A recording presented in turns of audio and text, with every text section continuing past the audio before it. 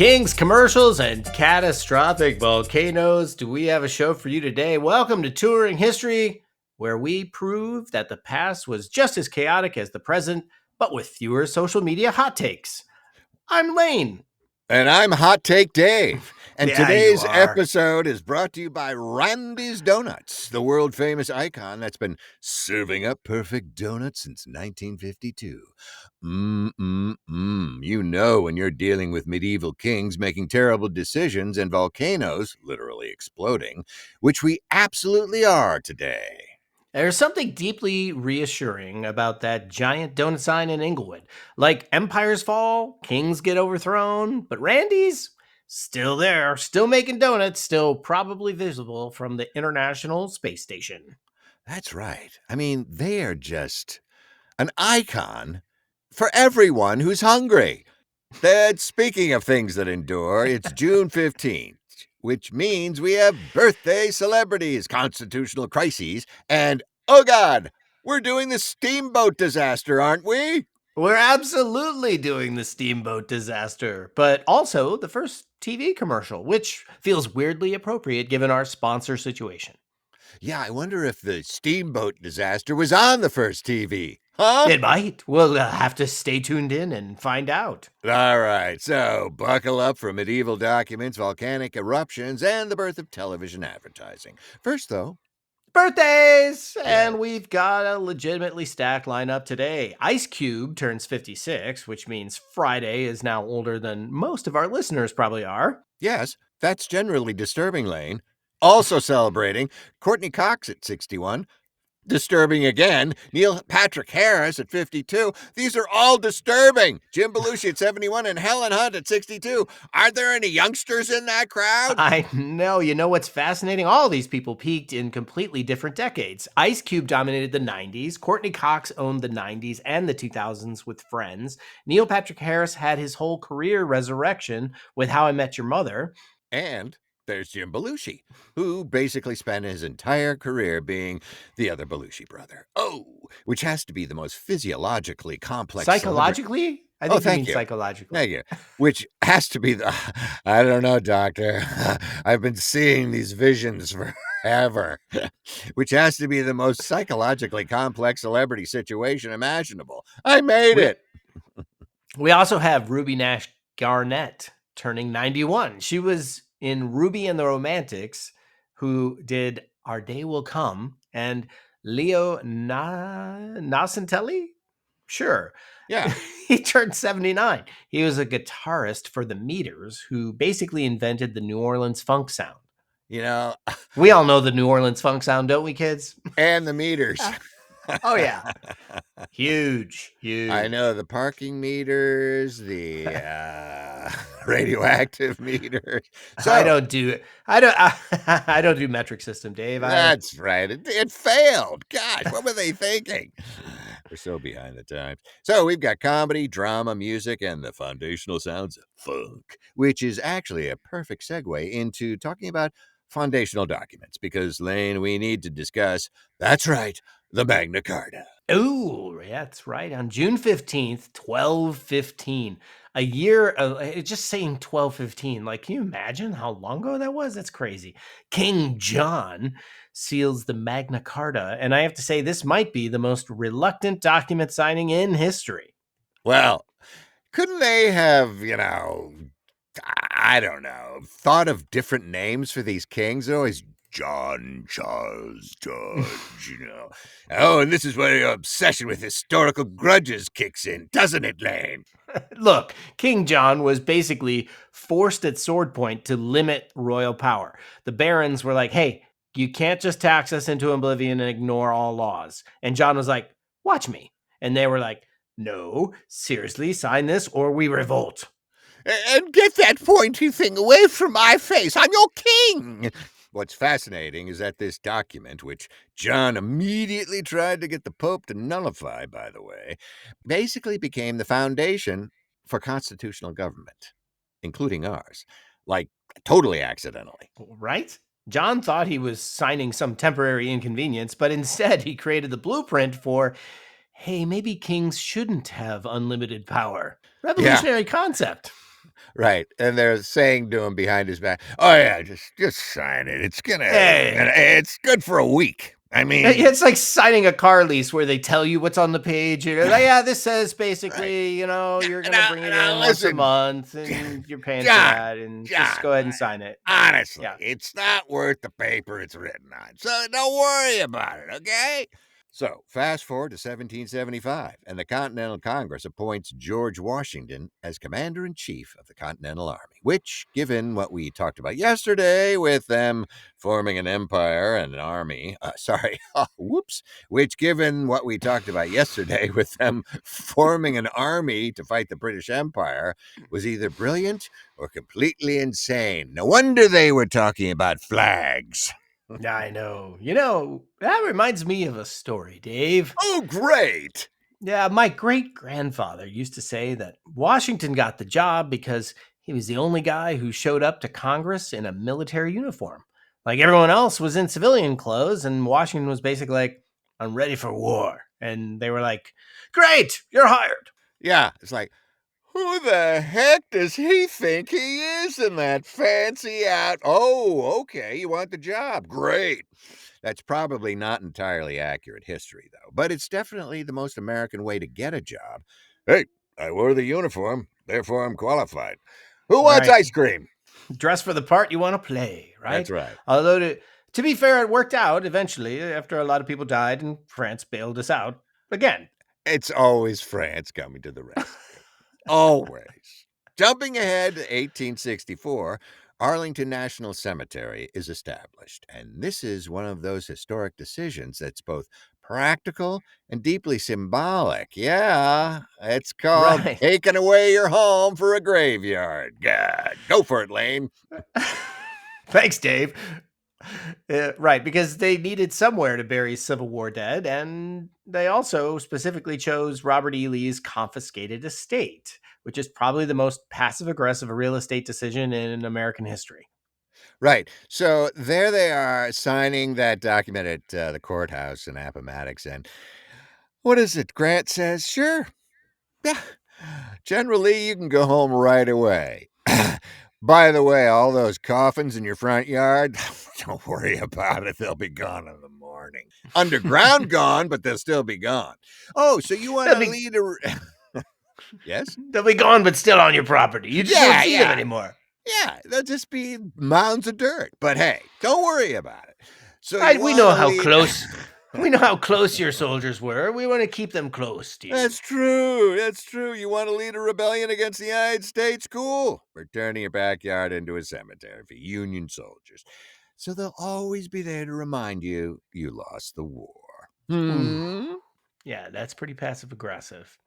Let's move on to 1895, which brings us to northeastern Japan, where a tsunami kills over 22,000 people. This is Wow. one of those natural disasters that just the scale is almost incomprehensible. Yeah, I don't think they really learned their lesson because what? I don't know. 100 years later. Well, we're going to build nuclear plants in way of giant wave.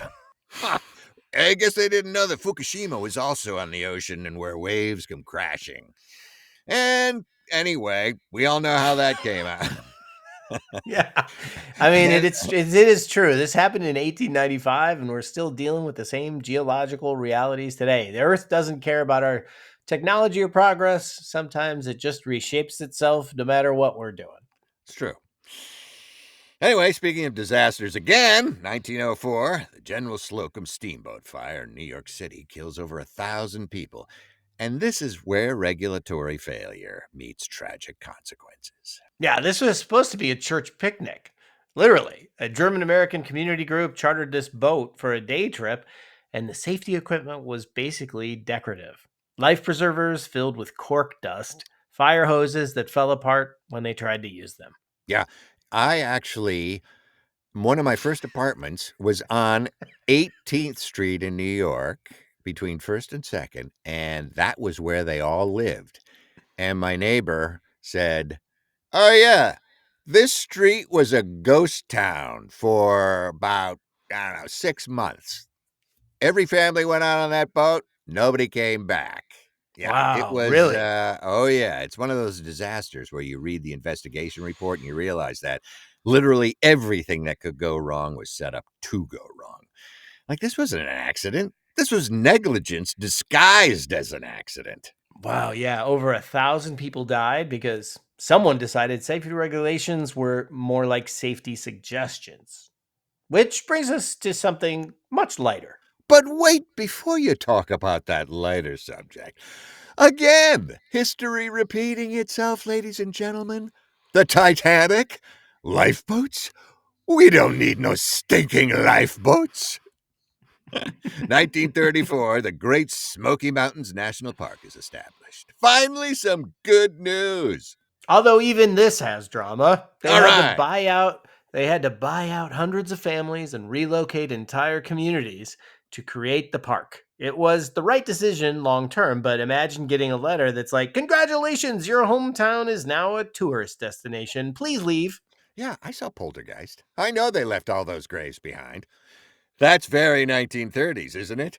We're going to preserve nature by removing all the people who've been living here for generations. The intentions were good, but the execution was, well, complicated. But hey, we're the government. We're here to help. Yeah, right. Speaking of the 1930s, also in 1934, the National Guard gets integrated into the U.S. Army, which seems like the kind of administrative decision that should have happened way earlier, right? I mean, aren't they kind of the same thing? Yeah, it only took them 15 years later to integrate the armed services. Well, things take time when you're involving the government, right? Oh, we have this whole parallel military organization. Maybe we should coordinate them, huh? It only took them 158 years to figure that out. Wow. Yeah.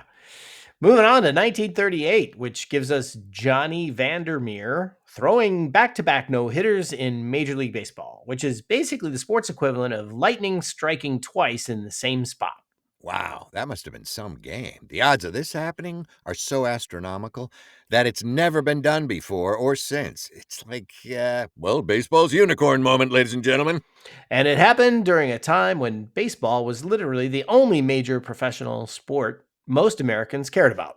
So this wasn't just sports history, this was national news. Walter Cronkite probably led with this story. Yeah, I mean, no football, no basketball, no lacrosse, no tiddlywinks. I mean, baseball was it. 1941, Bulova airs the first U.S. official television commercial during a baseball game. Yes, that's right. 10 seconds long, and it cost $9. $9. Oh, Wow, in yeah. 1941. That's like $150 today for 10 seconds of airtime. And now we live in a world where people pay millions for 30 seconds during the Super Bowl. Wow, Lane, you're a mathlete. How do you I do know, that? I know. I just plug it into ChatGPT. Oh, well, I think you're that guy in the back room who tells Oh, he's everybody that they're back, our wrong. friend. I do believe you're incorrect in your calculations, Could Lane. you rerun that Get out of calculation? here, Albert! The Thanks, Albert. commercial was literally just, the time now is 8 p.m., Bulova watch time. Which is both incredibly primitive and somehow creepy and more honest than modern advertising could ever be. Bulova Yeah. watch time. Although you have to appreciate the efficiency. No celebrities, no elaborate storylines, just here's a watch. It tells time. Buy it. Which reminds me, time It's for a a quick ad break. it's a Don't go really anywhere. creepy ad. But seriously, let's talk about Randy's Donuts again, because Yes. unlike that primitive 1941 commercial, Randy's has figured out how to actually advertise. Yes, I mean, when your building itself is a 32-foot diameter donut that's visible from airplanes landing at LAX, you really don't need traditional advertising. The architecture does the marketing for you.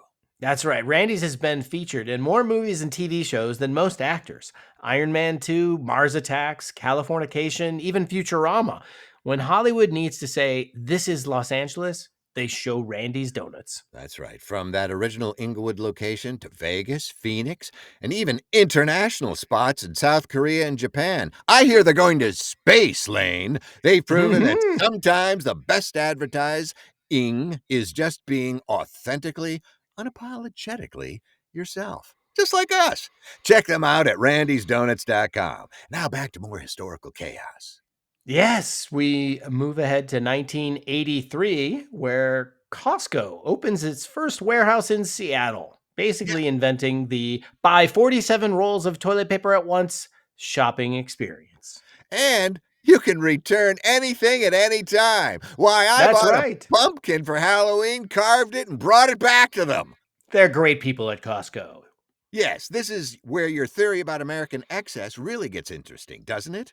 Oh, absolutely. Costco figured out that Americans will buy anything if you make them feel like they're getting a deal by purchasing absurd quantities. Why buy one jar of mayonnaise when you can buy a case of 12, Dave? Why? Why? Because my garage can fit them. That's right, it's filled with mayonnaise. Yum. Although, to be fair, the membership model was genuinely innovative. Listen, pay us money for the privilege of shopping here. Brilliant! And we'll give you wholesale prices. Yes, it's brilliant and slightly insulting at the same time. And now Costco is everywhere. And we all have garages full of paper towels we bought 3 years ago because they were such a good deal. It's the American dream quantified, Dave. That's right. And mayonnaise, don't forget. That's right. 1991, Mount Pinatubo erupts in the Philippines, killing around 800 people and literally changing global weather patterns. This is one of those events that reminds you how small we actually are. This volcano ejected so much material into the atmosphere that it cooled global temperatures by about a half degree for 2 years. Wow. Like we spend all this time worrying about human impact on climate. And then a mountain in the Philippines blows, and it's like, hold my beer, I'm going to go adjust the entire planet's thermostat. Yeah, although the silver lining is that this eruption actually gave us some of the most spectacular sunsets in recorded history. When the Yeah, world ends, at least it'll be photogenic. yeah. When you're not coughing up dust. Look at that sunset off. Give me another lucky, will you? And finally, 2020, the Supreme Court rules in Bostic versus Clayton County that LGBTQ plus workplace protections apply under existing civil rights laws. This is one of those decisions that feels both groundbreaking and obvious at the same time. Like, wait, we needed a Supreme Court case to establish that you can't fire someone for being gay in 2020. Well, Okay. it takes some people a long time to recognize equality, Lane. What's fascinating is that this was a 6-3 decision. It wasn't unanimous, written by Neil Hmm. Gorsuch, who's not exactly known as a liberal justice. Sometimes legal logic just leads you to the right decision, regardless of your personal politics. Although it took until 2020 to get there, which Okay. says something about how slowly institutions change. But hey, progress is progress, even when it takes forever. That's right, Lane. It sometimes is slow. So that's June 15th with Dave in slow motion mode, Reluctant Kings, volcanic disasters, and the birth of television advertising and civil rights victories that should have happened decades earlier. That's right. It's Boulevard time. Are your doors locked?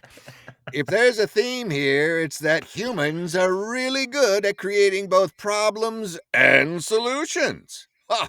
Yin and yang, folks, almost simultaneously. We'll build unsafe steamboats and then, hey, establish national parks. We'll delay civil rights for decades and then finally, we'll do the right thing. Yeah. Thanks again to Randy's Donuts for sponsoring today's episodes. When volcanoes erupt and kings make bad decisions, at least we can comfort ourselves with donuts from a place that's been consistently reliable since 1952. Yay, Randy! Visit randysdonuts.com and remember, history is just a series of, well, that happened, moments that somehow add up to civilization. Probably. That's right. I'm Lane. And I'm Dave. And we'll probably see you next time on Touring History, where we make the past sound slightly more entertaining than your high school textbook ever did. Allegedly. allegedly. That's right. Until Have a next good day, time. everybody. See you tomorrow.